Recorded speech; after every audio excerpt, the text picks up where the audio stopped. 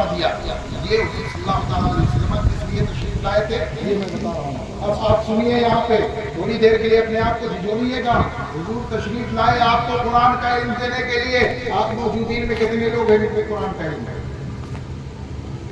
کتنے لوگ ہیں جن کو قرآن کا علم ہے؟ ہمارے علماء کرام اور حفاظ القرآن کو چھوڑ دیا جائے تو آپ میں تو بڑی افسوسناک حالت یہ ہے کہ قرآن پڑھنا بھی نہیں آتا ہے ہمارے مسلمانوں کو. تلاوت کرنا سمجھنا تو بڑی بات ہے، غلط سمجھنا اور اس کا معنی و مفہوم جاننا، اس میں علم کے جو سمندر ہیں ان سمندروں میں غوطے لگانا، یہ تو بہت بڑی بات ہے، بہت بڑی بات ہے. حال یہ ہے کہ صحیح پڑھنا بھی نہیں آتا ہے.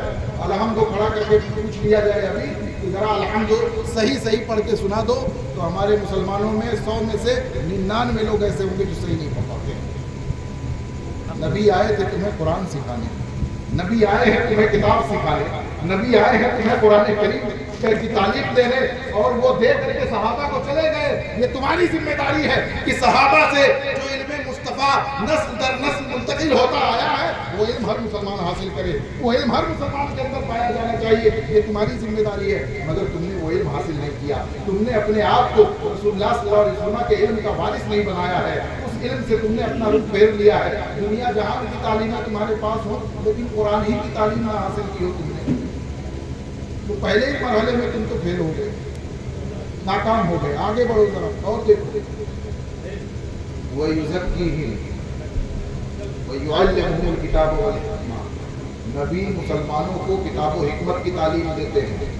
کتاب و حکمت کی تعلیم دیتے ہو جائے گی اگر میں اس میں جاؤں گا. ایک چیز پہ میں ایک پوائنٹ پہ خالی بیان کروں تھوڑا سا. ان سے فرمائش بھی کی ہے حضرت نے اور ضرورت بھی ہے سماج کی، اس لیے میں اس پہ بیان کروں گا. حضور وہ پوائنٹ کیا ہے؟ وَيُزَكِّيهِمْ. نبی تشریف لائے ہیں، لوگوں کو قرآن پڑھ کے سناتے ہیں، یعنی قرآن کا علم دینے کے لیے تشریف لائے، کتاب الہی کا علم دینے کے لیے تشریف لائے. وَيُزَكِّيهِمْ اور لوگوں کو صاف ستھرا بنانے کے لیے حضور تشریف لائے. بے شک سبحان اللہ. ہر گندگی سے پاک کرنے کے لیے حضور تشریف لائے اور گندگی سے پاک کیا بھی.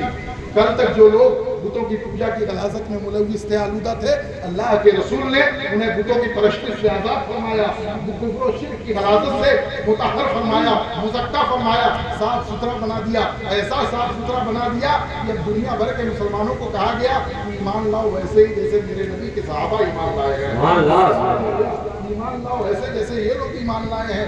اتنے پاکیزہ وہ بنا دیے گئے. حضور نے جن کو پاکیزہ بنایا، جن کو ستھرا بنایا، وہ اتنے ستھرے ہو گئے کہ اب سارے قیامت تک کے مسلمانوں کو حکم دے دیا گیا ان کی طرح تم کو بھی ستھرا بننا ہے، ان کی طرح تم کو بھی ایمان لانا ہے، ان کی طرح تم کو بھی پاکیزہ ہونا ہے.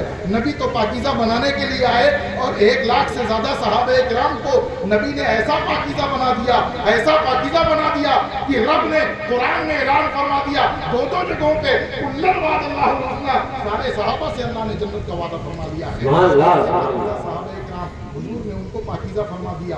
اب آپ کی ذمہ داری ہے کہ رسول اللہ صلی اللہ تعالیٰ علیہ وسلم نے جن گندگیوں اور غلاظتوں سے مسلمانوں کو بچنے کی تعلیم دی ہے، جن برائیوں اور آلودگیوں سے مسلمانوں کو صاف ستھرا رہنے کی تعلیم دی ہے، مسلمانوں کو چاہیے کہ ان تمام برائیوں سے اپنے آپ کو پاکیزہ رکھیں، ان تمام برائیوں سے اپنے آپ کو بچا کے رکھیں. یہ اب مسلمانوں کی ذمہ داری ہے. اب میں آپ کو بتاتا ہوں بت پرستی یعنی کفر و شرک یہ غلاظت کی، یہ باطنی غلاظت ہے. اللہ تبارک و تعالیٰ کے نبی کے صدقے میں اللہ نے ہمیں اس غلاظت سے محفوظ رکھا ہے. ہر مسلمان کفر و شرک سے پاک ہے، ہر سنی سے عقیدہ آدمی بدعقیدگی سے پاک ہے، ایسی غلاظتوں سے پاک ہے. لیکن اور بھی تو کچھ گندگیاں ہیں جو ہم میں پائی جاتی ہیں، اور بھی تو کچھ آلودگیاں ہیں جو ہم میں پائی جاتی ہیں. گناؤں شراب نوشی گندگی ہے کہ نہیں ہے کہ نہیں؟ شراب کے بارے میں تو کہا گیا ام الخبائث، یہ گندگیوں کی جڑ ہے، گندگیوں کی ماں ہے. شراب کے بارے میں کیا کہا گیا؟ یہ گندگیوں کی جڑ ہے، اس سے گندگیاں اور جنم لیتی ہیں. شرابی آدمی جب شراب کے نشے میں ہوتا ہے تو کئی برائیاں کیا کرتا ہے، کئی گناہ کیا کرتا ہے. اسے کچھ بھی دنیا مافیا کی خبر نہیں ہوتی. لوگوں کو گالیاں بک رہا ہوتا ہے، نالیوں میں پڑا ہوتا ہے، نہ جانے کیسی گندگیاں اس کے جسم میں لگ رہی ہوتی ہے. شراب گندگیوں اور برائیوں کی جڑ ہے. गलाजत और आलूदगी की जड़ है, इस शराब से दूर रहने का हमें हुक्म दिया गया है। शराब से बिल्कुल दूर रहने का हमें हुक्म दिया गया है। रसूलुल्लाह सल्लल्लाहु अलैहि वसल्लम ने क़यामत तक के लिए, बल्कि खुद रब तबारक व तआला ने कुरान करीम में क़यामत तक के मुसलमानों के लिए शराब को हराम कर दिया है। अब बताओ मुसलमानों, तुम्हारे नबी तुम्हें सुथरा बनाने के लिए आए, तो फिर तुम्हारे अंदर शराब की गंदगी क्यों पाई जा रही है? नाम बदले हुए नाम है, शराब के बजाय बियर है, तो विस्की है, तो फलाना है, तो ढिकाना है। ये गंदगी क्यों पाई जा रही है भाई? नाम बदलने से चीज नहीं बदल जाती है। क्यों नौजवानों में पाई जा रही है? क्यों देवदूतों में पाई जा रही है? क्यों लोगों के अंदर पाई जा रही है? तुम्हारी जिम्मेदारी थी कि नबी तुम्हें सुथरा बनाने के लिए आए, उन्होंने सुथराई के उसूल तुम्हें अता फरमा दिए। अब उन उसूलों को अपनी जिंदगी में तुम लागू करो, उन उसूलों को अपनी जिंदगी में तुम अप्लाई करो और अपने आप को पाकीज़ा बना लो।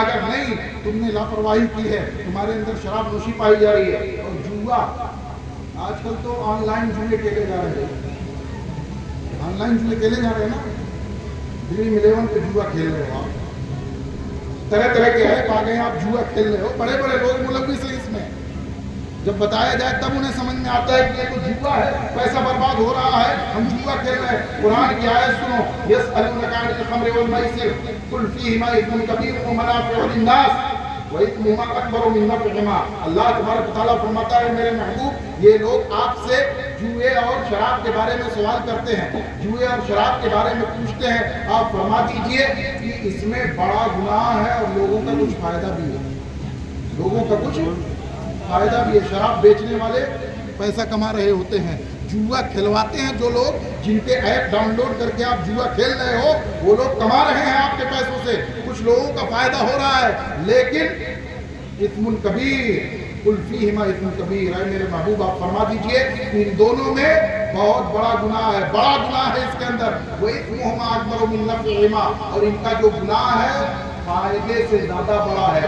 गुनाह बड़ा है, फायदा छोटा है, फायदा मामूली है, गुनाह बहुत ज्यादा है। इसी तरह से दूसरी आयत में फरमाया गया, इन्नमल खम्रु वल मैसिरु वल अंसाबु वल अज़लामु रिजसुम मिन अमलि शैतान फज्तनिबूहु लअल्लकुम तुफ्लिहून। अल्लाह फरमाता है, शराब, जुआ, बुत, फांसे, चार चीजें गिनाई, फरमाया रिजसुन, ये गलाजत है, ये नापाकी है, ये गंदगी है, इससे दूर रहिए, परहेज कीजिए मुसलमानों। ये बहुत बड़ी गलाजत आपके अंदर पाई जा रही है। हमारे आका मौला सल्लल्लाहु अलैहि वसल्लम हमें हर तरह की गलाजत और गंदगी से पाकीज़ा बनाने के लिए आए थे। अब तुम्हारी जिम्मेदारी है कि अपने नबी की तालीमात अपने अंदर उतार के अपने आप के बातिल को भी तुम पाकीज़ा बना लो, अपने ज़ाहिर को भी तुम पाकीज़ा बना लो। अल्लाह तबारक तआला से दुआ है, अल्लाह तबारक तआला हमें और आपको सच्चा मुसलमान, सच्चा सही अक़ीदा सुन्नी मुसलमान बनकर रहने की तौफीक अता फरमाए। और लफ्ज़ी हुई अल्लाह माफ़ फरमाए। वाक़िअ दावाना अनिल हम्दुलिल्लाहि रब्बिल आलमीन। अस्सलामु अलैकुम।